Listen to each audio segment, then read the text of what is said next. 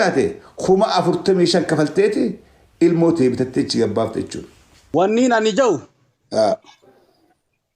Jed. Siin galatoonfachuu barbaada dura. Ayyee fayyaa ta'e. Yeroo ummanni keenya paarti dhama'ee faca'ee bakka faayidaa qabuu fi kaanis faayidaa isaa jala kutee kanatti as baatee ijoollee teenya tana mayyuu dagatee akkanatti ilmaan miskiinaa wali qabu jiruun kana dubbachuu keetiif hedduu nuuf galatoomi. Fayyaa ta'e galatoon tankee. Baddanno raayi. Ayyee tuuf. Ammaan tana baddannootti namni tokko qarshii 500 gurguramu jira.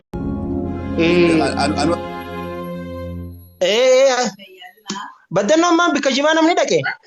Namni ijoollee nama jimaa bitan jettee gisee bikka jimaadhaa dhayitee jimaa bitachuu deemtu. Namni chi qabamee ol naqan qarshii 500 kan kafalle numa deemaa malee deebisaa takka hin qabu. Ayyee. Waaw. Achitti immoo baddannootti gurgurtaan namaa qarshii 500 taatee jirti. Tabiraa amma ijoollee eega guyyaa kamisaa silkii irraa fuudhanii amma obboleessa kiyya kanarra guddaadha warra islaantiransii barantaana muudhaa deeme beekte. Eega guyyaa kamisaadha bilbila irraa fuudhanii makiinaa irra naqanii qochiisan. Ummaan teenya milaan amma kana bo'oo jirti. Qochiisanii karaa kana qochiisanii karaa sana qochiisanii quba waan qabnu hin jiru waan takka waan irraa beeknu hin jiru.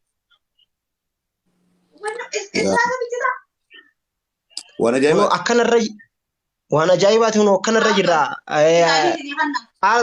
Mee hunoo rakkina akkanarra jiru kana gaamee furmaanni immaan sanaa maal tahaa?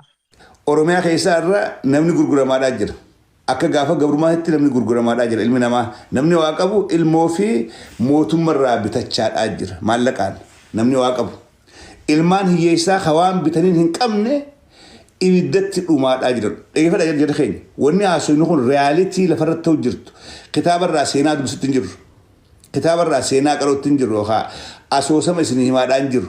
Reyaalitii yeroo ammaan tanaa kana Oromiyaa keessatti Oromoorra gahaa jirtuun isinii himaadhaa jira. Dhaggeeffadhaa qalbii takkaan dhaggeeffadha.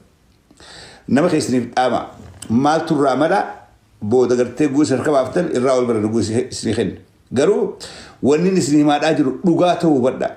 Jibbaa mootummaa tanaa qabuufis kan haasawaadhaan jiru. Yookaan dhaabbii siyaasaa kaniin qabu jabeessuudhaaf kan haasawaan jiru. Caffeeraa miseensa dhaaba tokkolleetii miti. Miseensa OLF miti. Miseensa KFO'tii miti.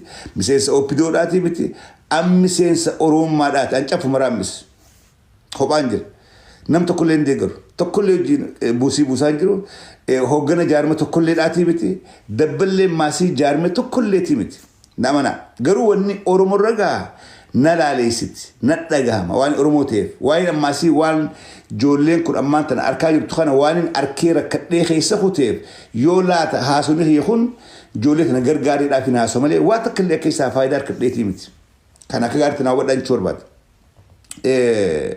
Biyya keessaa ilmi namaa hogguu gurguramu. Beekadhaa gabrummaan dur nama gurguranii nama harka duubatti dheetti gurguran kan jedhan sun barkanuma. Kanuma arra ibidda jahannam dura jiru kana Oromoon laaltee garte. Jahannam taankiidhaa fi madaafaa wal fixu kana laaltee garte. Warri wal fixaadhaa jiru kun dubbii Oromoo hin laalchifne wal fixaa jiran. Amaaraa fi Tigreedhaatu lafarratti wal lolaadhaa jira. Tigraay jaarachuu barbaadde. Daangaa Tigraay ol deeffattee lafti turistiyyaa Tigraay dabalama qabdeettee lolaa jirti. Jarri Amaaraa lakkii lafti tun teenya Tigraay miti naannoo Amaaratti gaddeebi'u qabdii jedhanii lolaadhaa jiran. Oromoon hochidduu maal gooti? Namni Oromoodhaa hochidduudha. Walqaatii teenya moo? Wanni Itoophiyaa jedhan ifi sobina haftee jirti Itoophiyaan hin jirtu. Silaa Itoophiyaan jiraatte maaliif Tigreedhaa fi Amaarri lafarra wal lolan? Lafti sunuu ta'e Itoophiyaadhaati. Eegaa waliin teenyaa miti.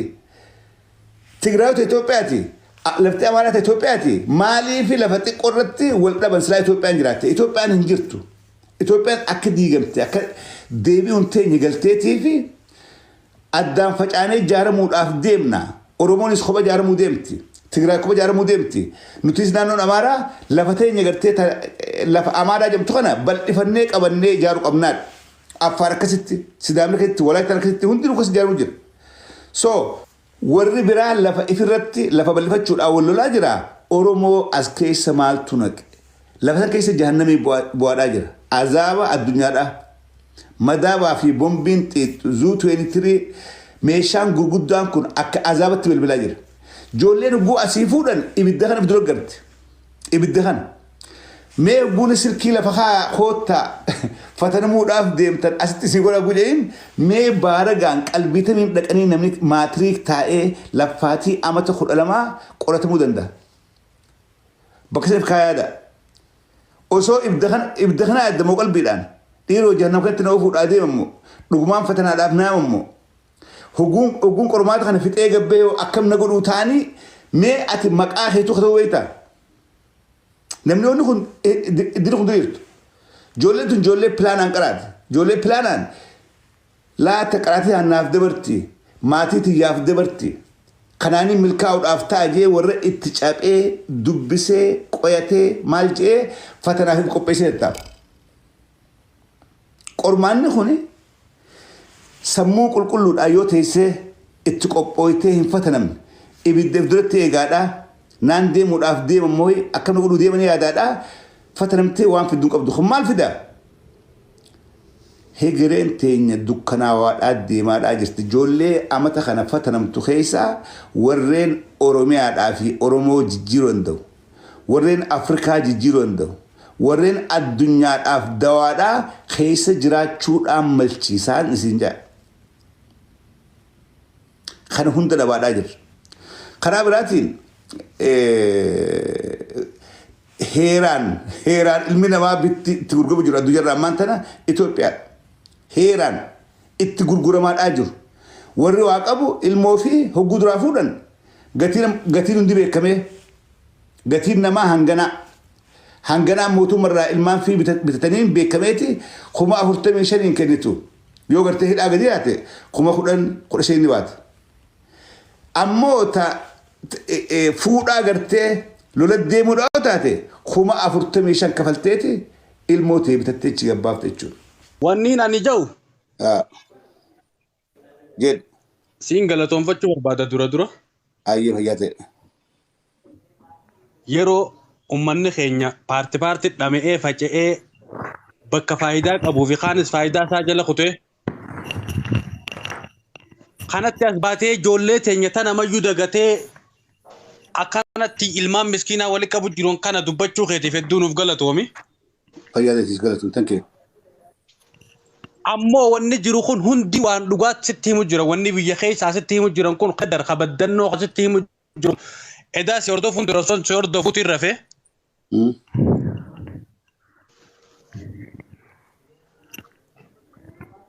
Akkasitti warri kanaan kijibaa jiru wanni kun kijibaa wanni deemu jiru kun kijibaa warri jiru diina keenya obboleessuma keenya diina keenya kanuma duraan qabnu san. Galatoomii hanqalumaa sin jechuu barbaada.